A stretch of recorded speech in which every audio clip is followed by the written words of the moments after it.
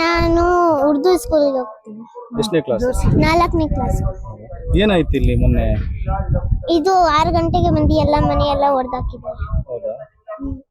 ಪುಸ್ತಕ ಬ್ಯಾಗ್ ಇವೆಲ್ಲ ಎಲ್ಲ ಮನೆ ಒಳಗಡೆ ಎಲ್ಲ ಮನೆ ಒಳಗಡೆ ಇದೆ. ಸ್ಕೂಲ್ಗೆ ಹೇಗೆ ಹೋಗ್ತೀನಿ?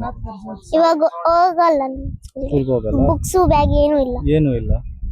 ಮತ್ತೆ ಸ್ಕೂಲ್ಗೆ ಹೇಗೆ ಹೋಗ್ತೀನಿ ಮುಂದಕ್ಕೆ? ಹೇಗೆ ಹೋಗೋದು? ಜಮೀರ್ ಅಹಮದ್ ಸರ್ ಮನೆ ಕೊಡ್ಸ್ರಿ ಅಂತ ಹೇಳ್ತೀರಾ? ಸಿಗ್ತಾನೆ. ಹೌದಾ?